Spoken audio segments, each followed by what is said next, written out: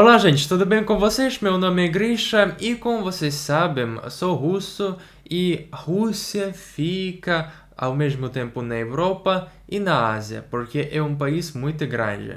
Então, eu sou russo, eu me considero asiático ou europeu? Eu acho que seria legal fazer vídeo assim, vamos responder a essa pergunta, mas no primeiro lugar precisamos entender o que é identidade nacional. Nacionalidade é o pertencimento de uma pessoa a um grupo étnico caracterizado por idioma nativo, peculiaridades da vida cotidiana, tradições, costumes, cultura, religião, parentesco e outros atributos que permitem que uma pessoa se identifique. A Rússia é um país grande.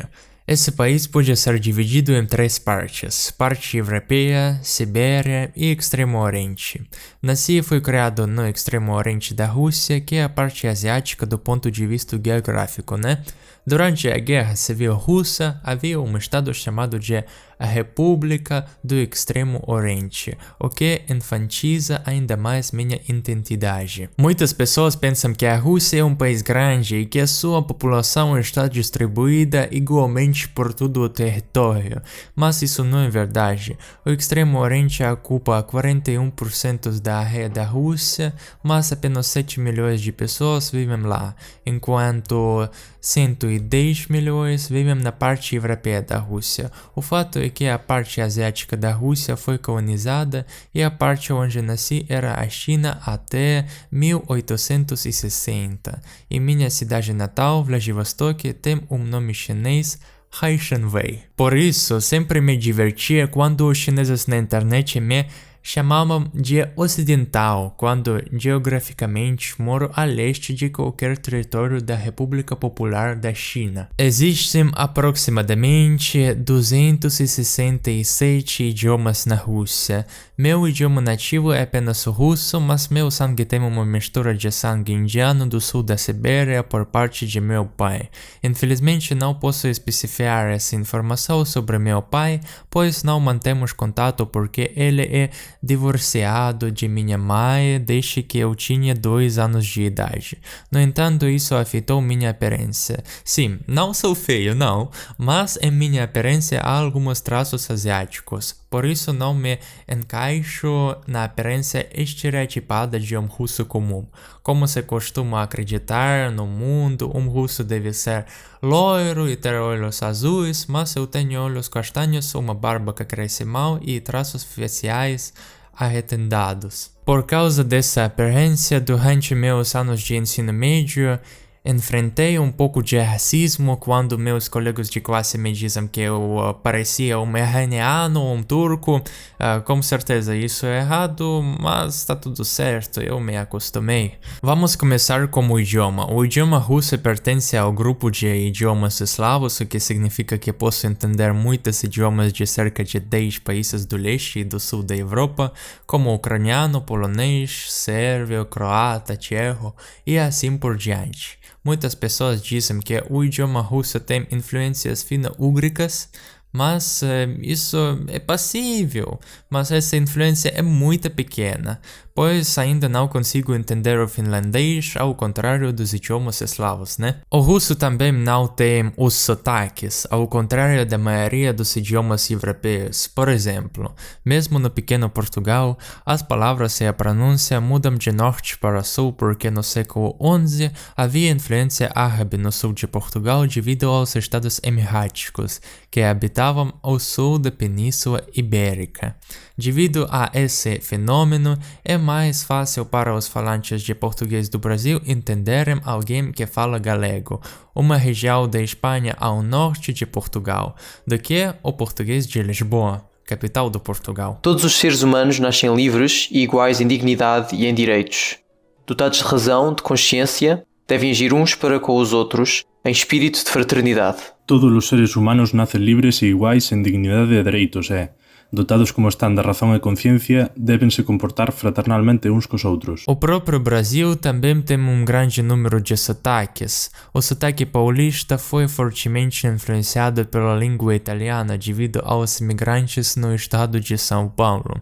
Na Rússia nunca houve tanta imigração quanto na América Latina, portanto o idioma não mudou tão drasticamente quanto o português brasileiro, né? Coisas interessantes acontecem como o idioma alemão, que ainda tem muitos dialetos porque a Alemanha não era Estado Unido até o século XIX.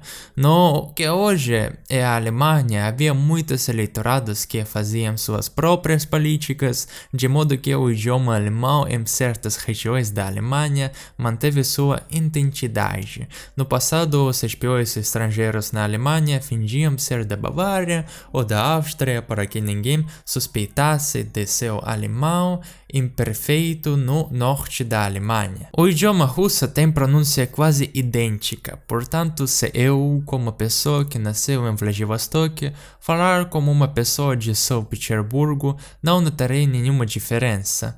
Apesar de estarmos separados por 10.000 quilômetros, acho que isso se deve à União Soviética, pois naquela época todos tinham a mesma forma de educação e também devido à industrialização muitas pessoas foram forçadas a se mudar para as grandes cidades, o que levou a uma padronização forçada. Na minha opinião, a União Soviética mudou completamente a cultura da Rússia. Por exemplo, muitas pessoas pensam que a Rússia é um país ortodoxo, mas isso não é verdade porque durante a União Soviética qualquer religião foi proibida e as igrejas foram queimadas, o que em 69 anos levou à destruição quase completa da religião.